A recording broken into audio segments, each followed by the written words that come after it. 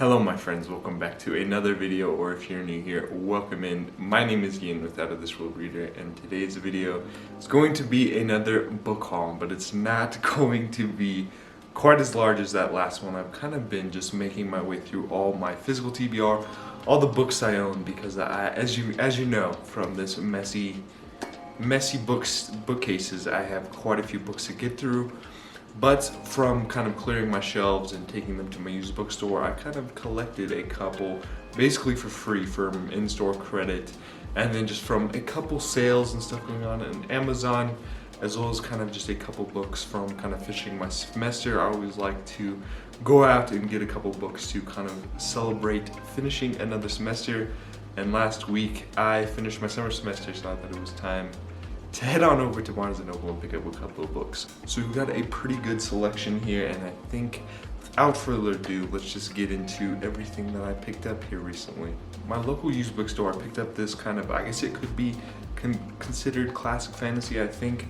And I saw this recently on Sarah Reed's channel, and she really enjoyed this. It's like a little middle grade fantasy, and I feel like this would be a perfect kind of palate cleanser to kind of squeeze in between some of these other pretty large books, and that is Redwall. I think this follows like some night mice that kind of live in this kind of watership down or something like that, and they're basically just saving the day and kind of going about business as knights that are mice. So I'm really interested to kind of get into this. From when I picked it up at the used local bookstore, it kind of sounded pretty interesting, and from what I've heard from my friends, as well as kind of Sarah Reed's kind of praise, I'm really excited to get into this here pretty soon. Also from my local used bookstore, I picked up the whole Millennia trilogy with the girl with the dragon tattoo, the girl who played with fire, and then this one that's a little bit beat up, but that doesn't matter. It was free, so. And it was the girl who kicked the hornet's nest, and I've heard absolutely nothing but great things about this whole series in general. Kind of a little bit of a crime noir, and I've always kind of been interested to get into more kind of crime novels. I do enjoy mystery thrillers, but I've kind of been in a slump from that. So I'm hoping that these, since how much praise they've kind of been given over the years, that I can dive into these and really enjoy this. I know there's films.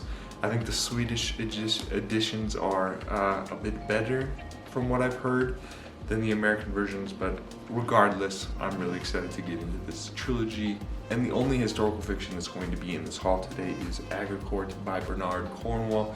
I've always wanted to get into Bernard Cornwell's kind of novels and works. I just started The Last Kingdom, and I just completely binged through several episodes of that, and it turns out that those are based on the Saxon stories by him, and I thought that I really need to start with some different works, and this is a standalone, so I'm really hoping to get into this and give me kind of a little bit of taste of his writing style.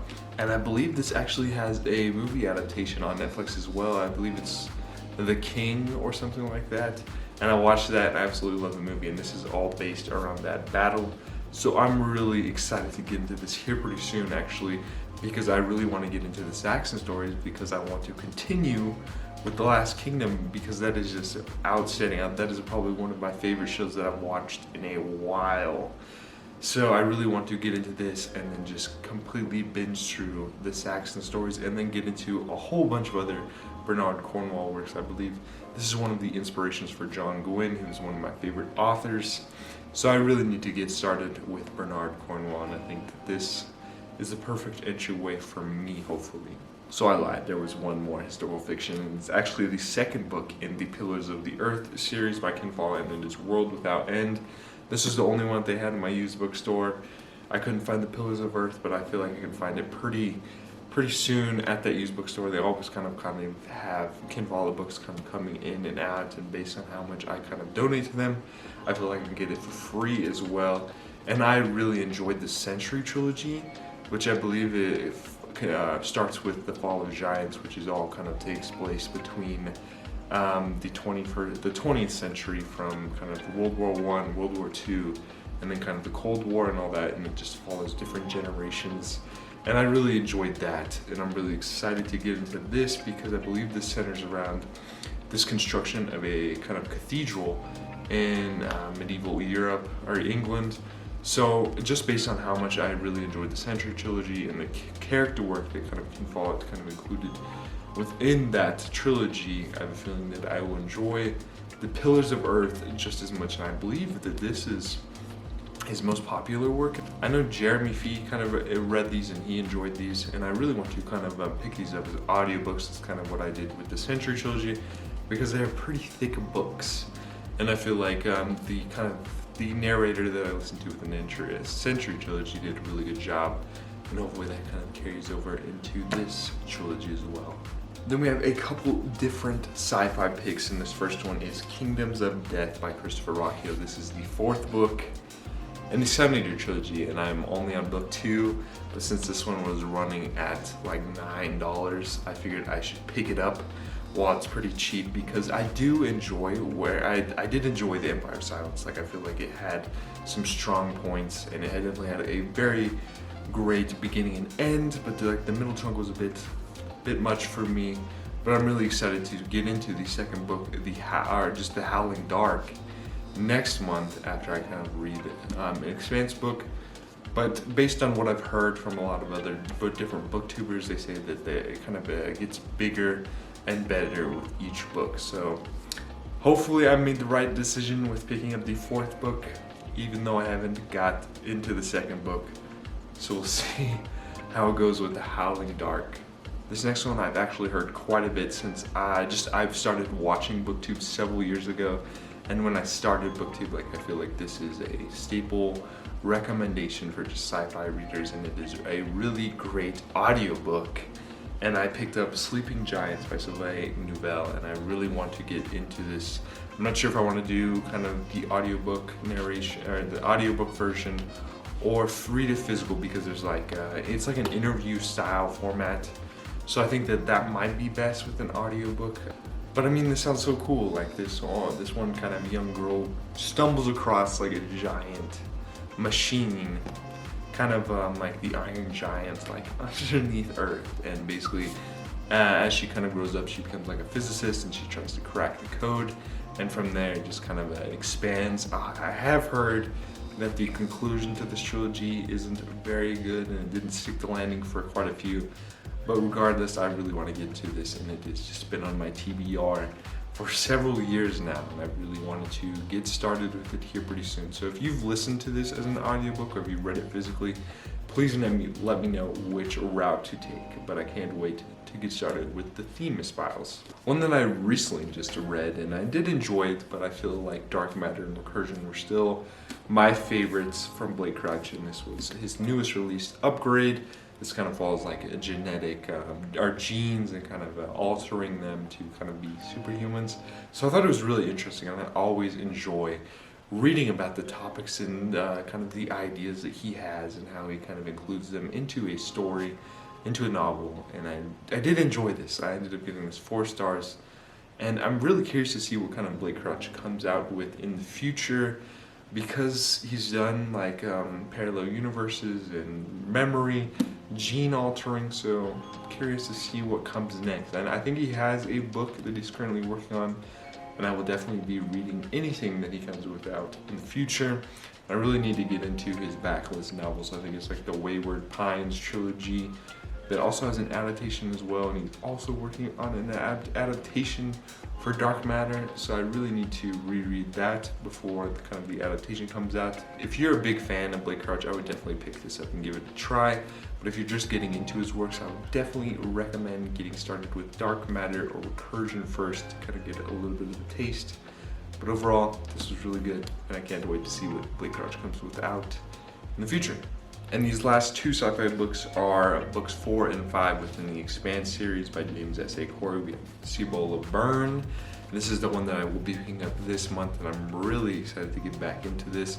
I've kind of been switching between this and the Sun Eater series, the 2 different sci-fis. I really wanted to finish this before the year was done, but I feel like I need to kind of savor the experience and enjoy it.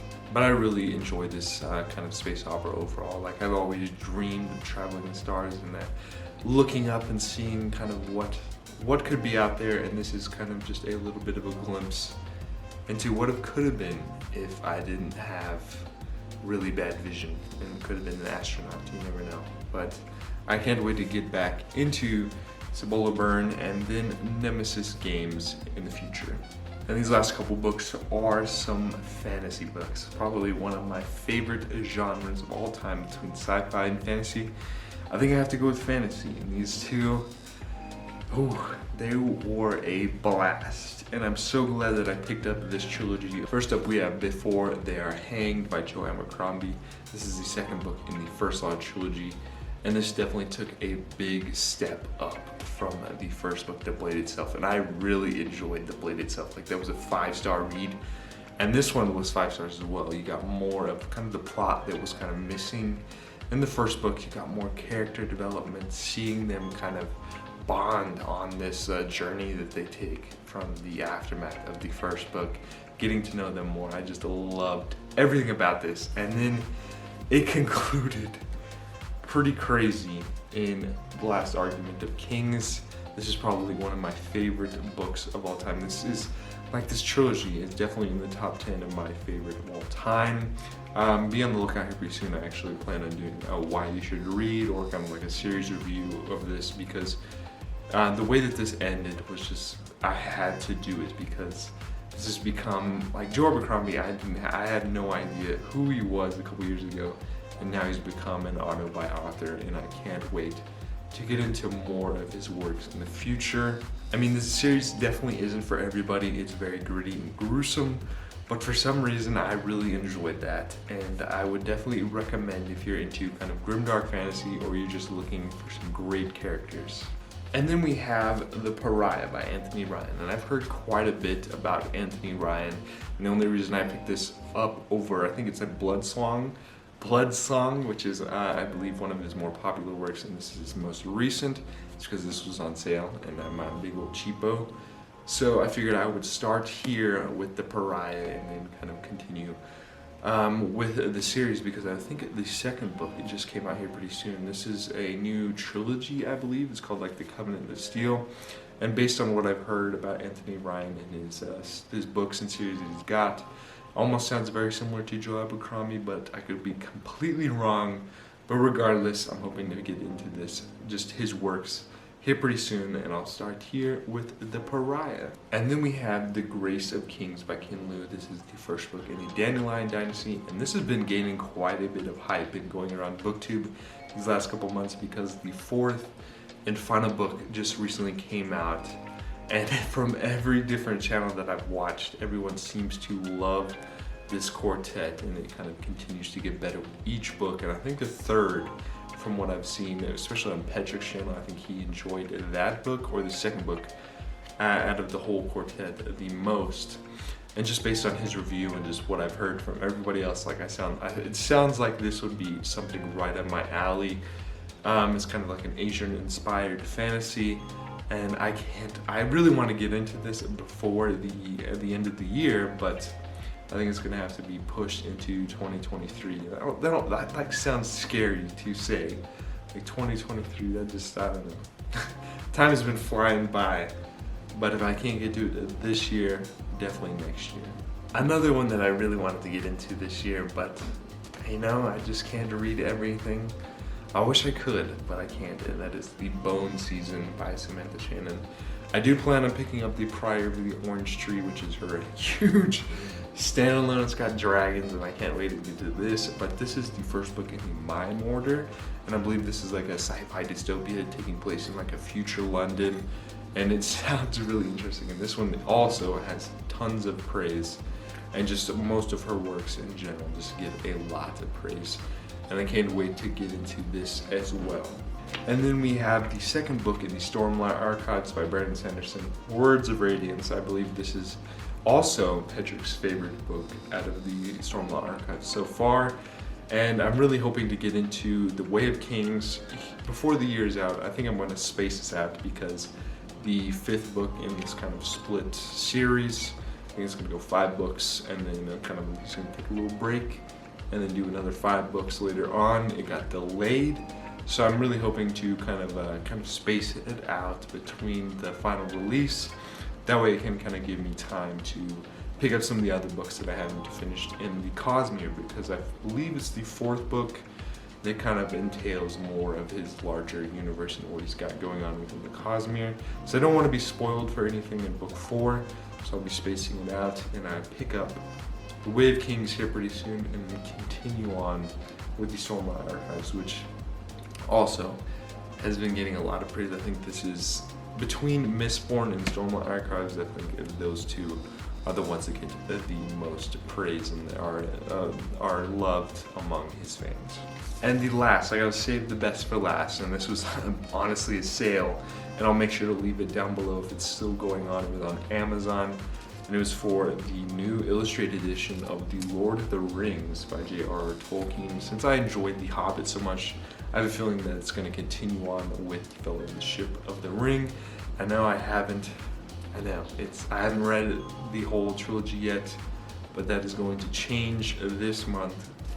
But since this was on sale, it was like 80% off, and I think it's all like normally like $75, but it was running for like $20. So I feel like I needed to get at least one special edition for this trilogy, because I have a feeling that it's going to go down. It's one of my all-time favorites, and I've only read The Hobbit. So I'll make sure to leave that kind of that link to the sale below. It's still going on. I'm not sure. It was a couple weeks ago when I picked it up, so hopefully, I hope you can get it if you would like to. But that is going to be all for today's video. I really hope you enjoyed it, and I look forward to seeing you in the next adventure. But it is time for me to hand it over to Ellie, who first wishes you to all have a splendid day. But she also says that adventure is out there. So I'll catch you next time. Bye.